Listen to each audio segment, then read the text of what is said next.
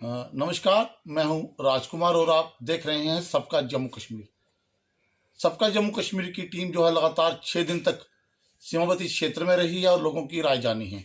इसी कड़ी में आज हम फिर निकले हैं और आज हम शहर कठुआ में हैं और कठुआ के उन शहरी लोगों की राय जानेंगे जिन लोगों ने देश के विकास के लिए बात कही है, देश की तरक्की के लिए बात कही है और जिस तरह के हालात जम्मू कश्मीर में बने हैं उसको लेकर आज उनका क्या कहना है, उसी कड़ी में हम उनसे बात करेंगे। और सीमावर्ती क्षेत्र से लेकर चाहे कठुआ, उधमपुर, डोडा, राजौरी, जम्मू कश्मीर की जो हालात हैं उस पर उनसे सवाल जवाब करेंगे, क्योंकि जिनसे आज हम मिलने जा रहे हैं उनका नाम ID खजूरिया है। वो सोशल एक्टिविस्ट हैं और वो पूरे विश्व की शांति के लिए काम कर रहे हैं। लेकिन खासकर जम्मू कश्मीर प्रदेश जो सीमावर्ती क्षेत्र है, जो भारत की सीमाएं हैं और पाकिस्तान की सीमाएं हैं, उनके लिए वो लगातार शांति की बात करते हैं और आज भी उनसे बात करेंगे और क्या कुछ कहना है इन हमलों को लेकर और क्या कुछ उनकी राय है। आइए उन्हीं से बात करते हैं, जानते हैं क्या कुछ कहते हैं। पहले तो आपका सबका जम्मू कश्मीर में स्वागत है। खजूरिया साहब बताएंगे, लगातार जिस तरह से भारतीय सेना ने पाकिस्तान की उन आतंकवादी ठिकानों को ध्वस्त किया, उसके बाद क्या कहना चाहेंगे जिस तरह से सरकार के कड़े फैसले ने इस पर युद्ध विराम लगाया। हालांकि सरकार का फैसला नहीं था, कहीं ना कहीं अमेरिका राष्ट्रपति डोनाल्ड ट्रंप का ये फैसला दिखाया जा रहा है, इस पर क्या कहेंगे। धन्यवाद राजकुमार जी। जम्मू कश्मीर एक ऐसी धरती है, बहुत ही खूबसूरत और जन्नत कहलाती है। उसमें मैं समझूंगा मेरा सौभाग्य है कि मैंने यहाँ जन्म लिया है। लेकिन इसके साथ ही ये भी मैं सारी दुनिया को कहना चाह रहा हूँ कि हमें जन्म लेकर जहाँ पर सुखी रहने का मौका नहीं दिया गया। वो कारण ये है कि जम्मू कश्मीर 47 से ही एक झगड़े की जगह बन गई और जहां जम्मू कश्मीर के 2 हिस्से कर दिए गए और वो हिस्सा एक पाकिस्तान के अंडर आ गया और एक हिंदुस्तान, क्योंकि 47 में आज़ादी के साथ साथ ही जम्मू कश्मीर का भी डिवीज़न हो गई थी और उस डिवीज़न से हम लगातार भुगतते आ रहे हैं।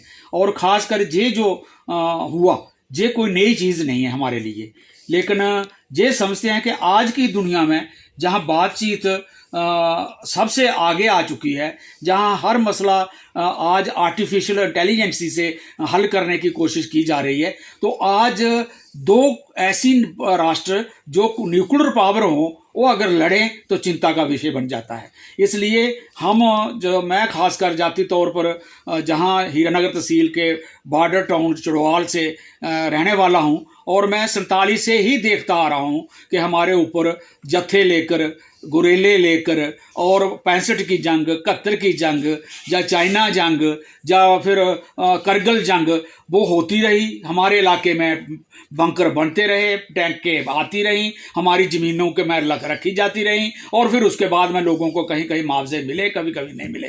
इसलिए मैं समझता हूँ कि जंग जो है आज के युग में कोई मसले का हल नहीं है। आज दुनिया में ये सच्चाई सामने आ चुकी है, साइंस ये सिखाती है कि 2 चीज़ें मिलकर डेवलपमेंट करती हैं, कोई चीज़ लड़कर डेवलपमेंट नहीं होती है। H2O पानी तभी बनेगा जब मिलेंगे, तो अगर H2O नहीं मिलेगा तो पानी बनेगा ही नहीं। इसलिए हमारी पैदाइश भी जो होती है वो 2 चीज़ों से मिलने से, 2 व्यक्तियों के मिलने से होती है। इसलिए अगर यूनिटी का प्रोसेस डेवलपमेंट करता है तो हमारी अकल क्यों नहीं कहती है कि हम मिलकर डेवलपमेंट करें, हमें लड़कर क्यों डेवलपमेंट करनी है। लड़ने का वाला रास्ता कभी था, कभी डांग का था, कभी तलवार का था, कभी छोटी बंदूक का था, कभी टैंक का था, लेकिन आज तो न्यूक्लियर पावर बन चुका है। जो एटम बम हमें आज तक जापान हिरोशिमा की कहानी जतला रहा है कि वहाँ गैस तक नहीं अभी तक आया और लाखों आदमी एक ही एटम बम से मर गए थे 6 अगस्त 1945 को। तो हम क्यों ऐसा सोचे, ये हमारे लिए बहुत ही खतरनाक चीज़ है।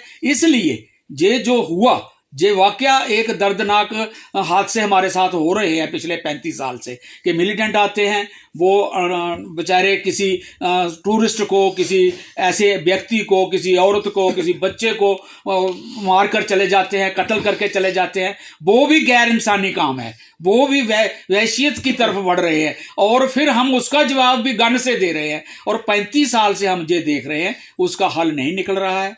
आज ये इन्होंने जो हमला किया, इन्होंने तो यही बताया कि हमने टेररिस्टों के ठिकानों पर टेररिस्ट खत्म करने के लिए हमला किया, लेकिन जवाब जो था वो जनरल पब्लिक पर आ गया। जो ड्रोन जो गिरे, पुंछ हमारा तबाह हो गया, कुपवाड़ा में हमें नुकसान हुआ, हमें रजौरी में नुकसान हुआ, हमें और बॉर्डर पर जो हमारी जो आबादी थी वो हिल चुकी। इसलिए उससे ये बना कि शायद जंग बड़ा बन जाए, लेकिन ये मैं खुशकिस्मती तो नहीं समझता, लेकिन है कि एक डर की वजह से ट्रंप ने इन दोनों को नेशनों को बुलाकर बात की और उसने इनसे सीज फायर अनाउंस करने से पहले ही उसने ट्वीट करके लिख दिया कि मैंने दोनों को बुलाया था और उनको कह दिया है कि वो जंग बंद कर दें।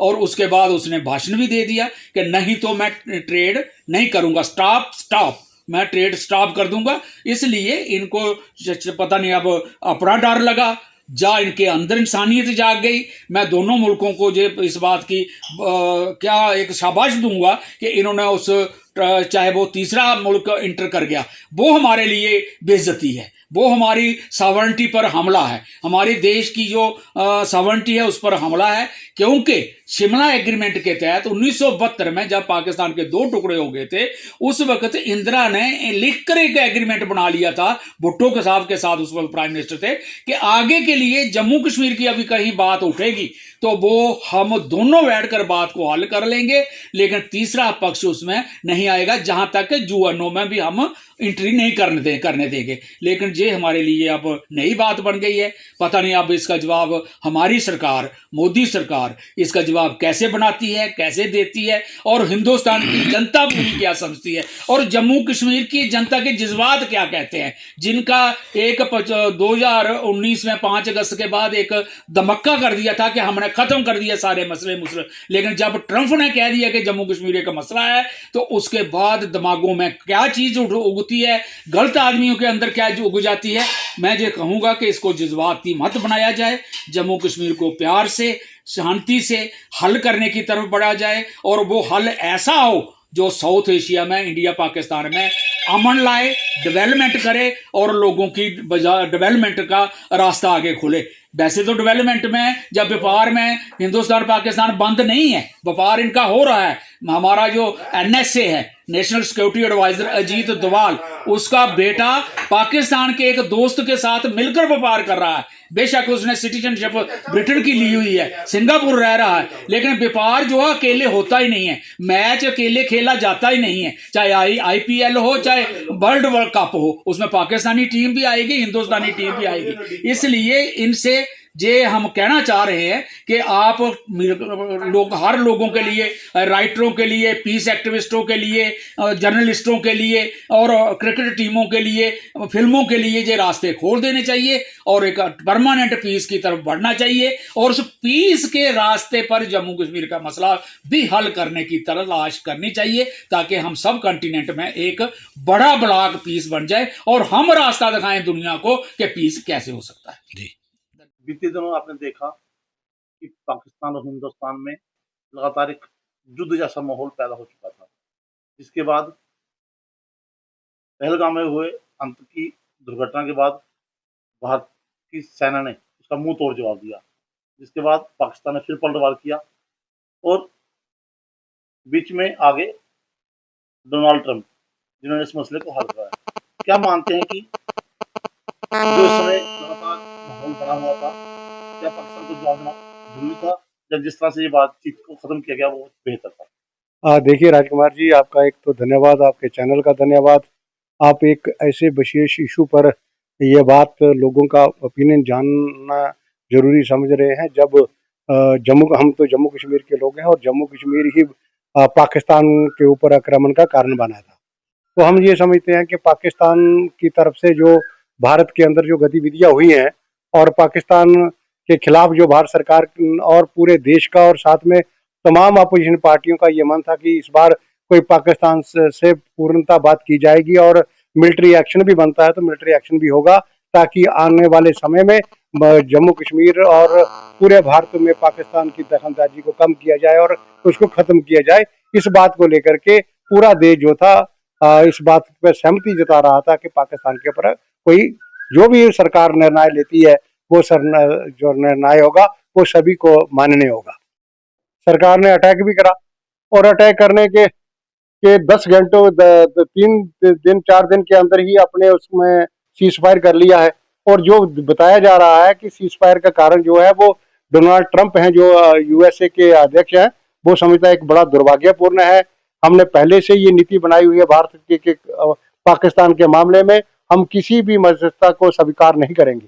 और पाकिस्तान को किसी भी दूसरे देश की बात अगर भारत में वो करता है तो हम उसको नहीं मानेंगे। ऐसी नीति भारत सरकार की और भारत के लोगों की रही है। मैं समझता हूँ उस नीति का भी उल्लंघन हुआ है। और पाकिस्तान के ऊपर अगर आपने स्ट्राइक कर दी थी और पाकिस्तान को जिन बातों के लिए आप पाकिस्तान के ऊपर आक्रमण कर रहे थे, वो सारी बातें की वहीं खड़ी रहेगी। वो जो पहलगाम के अपराधी थे वो तो आज दिन तक नहीं पकड़े गए हैं। हमने पाकिस्तान को भी दबाव नहीं दिया कि वो अपराधी कौन थे। और आज सीज फायर के बाद मुझे सुनने को आया है कि वो पाकिस्तान भारत की एजेंसियां कश्मीर में पोस्ट लगा रही हैं और उन अपराधियों को ढूंढने के लिए नाम की घोषणा कर रही हैं। तो मैं समझता हूँ एक दुर्भाग्यपूर्ण है। और पाकिस्तान अगर भारत के मामलों में दखलंदाजी देता है, जिस प्रकार से 26/11 का आक्रमण बॉम्बे में हुआ था, तो उस समय पूरी तरह ये चीजें सिद्ध हो गई थी कि किस प्रकार से उसने आक्रमण करके 168-66 लोगों को मार दिया था, 238 लोगों को आक्रमण को जख्मी कर दिया था और लगभग 150 करोड़ रुपए की संपत्ति को लाश पहुंचाया था। पाकिस्तान का जो ऑर्डर है, जो हमारे कोर्टों ने पास किया, सुप्रीम कोर्ट तक वो ऑर्डर गया है, उसमें 10 लोग तो मारे ही गए थे। उसके बाद 35 लोग जो थे वो पाकिस्तान से ऑपरेट कर रहे थे। किस प्रकार से वो उनके सिग्नल, उनकी आवाज को रिकॉर्ड किया गया था। बहुत से एविडेंस भारत के पास है जो ये साबित करते थे कि पाकिस्तान जो है भारत के मामलों में दखल कर रहा है और भारत के अंदर आतंकी गतिविधियों को प्रमोट ही नहीं कर रहा है, आतंकी हमले करवा रहा है, अपने लोगों को बेच के आतंकित करवा रहा है। जैसे कसाब के मामले में और देखा गया था, उस केस के अंदर आप स्टडी करेंगे पाएंगे 35 लोग जो थे जो ऑपरेट कर रहे थे पाकिस्तान से और उनकी दिशा निर्देश पर ये सारा काम हो रहा था। उन 35 लोगों में हाफिज सईद भी उसमें नंबर 1 अक्यूज था। मुझे लगता है कि उसको भारत सरकार ने कंपेल करना चाहिए था, भारत के अंदर उसको लाना चाहिए और भारत के अंदर ला करके उसमें भारत के कानून के मुताबिक उस पर कार्रवाई करनी चाहिए, क्योंकि वो भारत का दोषी है और भारत की अदालत में उसकी बात ये रखी जा चुकी है। तो मैं समझता हूँ कि ये जो जिस प्रकार से सीज फायर हुआ है वो सरकार ने ऐसा नहीं करना चाहिए था। अगर लड़ाई करनी भी थी तो ठीक ढंग से लड़ाई कर लेते। बार बार तो लड़ाई होगी नहीं, कितनी बार आप लड़ोगे।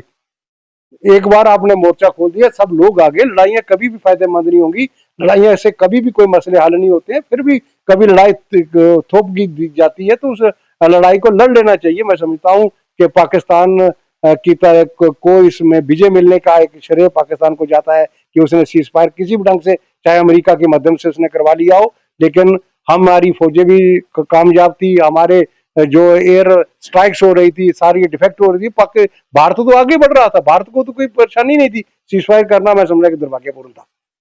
आपने देखा कि सीज फायर के बाद भी पाकिस्तान जो है लगातार आक्रामकता दिखा रहा है। रोजाना शाम को 8-9 बजे के करीब ड्रोन छोड़े जा रहे हैं, उसको लेकर किस तरह से देखिए? आज देखिए, पाकिस्तान को मकबूल जवाब मिला नहीं है। पाकिस्तान को जवाब मिलते मिलते पाकिस्तान बच गया है। पाकिस्तान भारतीय फौजों से बचने वाला नहीं था, लेकिन कारण ऐसे, हालात ऐसे बन गए कि पाकिस्तान जो बच गया है वो अपनी डिफीट स्वीकार नहीं कर रहा है, वो अपनी हार नहीं मान रहा है।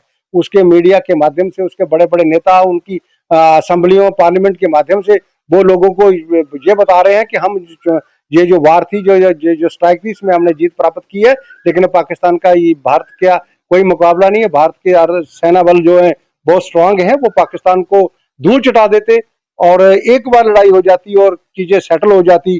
पाकिस्तान को भी रियलाइजेशन हो जाता कि हम गलत ट्रैक पे हैं, हम दो आजाद मुल्क हैं और हम पड़ोसियों की तरह रहेंगे और अगर दोनों शांति में रहेंगे तो प्रोग्रेस करेंगे, लोगों का भला होगा, शिक्षा होगी, चिकित्सा होगी, हर प्रकार की सुविधा आप लोगों को दे रहे हैं, दे सकते हैं।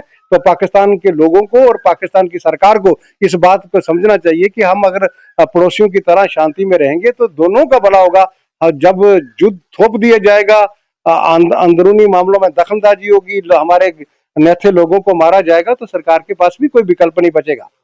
इसके बाद मौजूदा सरकार को कितना असफल और सफल मानते हैं? देखिए, ये लड़ाई जो थी वह भारत की लड़ाई थी। सरकारें तो इसमें होती हैं, लेकिन ये लोग जो थे बिल्कुल तैयार थे। भारत के लोगों की और भारत की सेना की किसी प्रकार से हार नहीं हुई है। अगर हमारे राजनीतिक लेवल पर अगर उन्होंने वर्ल्ड के प्रेशर में आकर के ट्रंप की बात को माना होगा तो वो मैं समझता हूँ दुर्भाग्यपूर्ण, लेकिन भारत को असफल नहीं कहा जा सकता है। Thank you. ओके।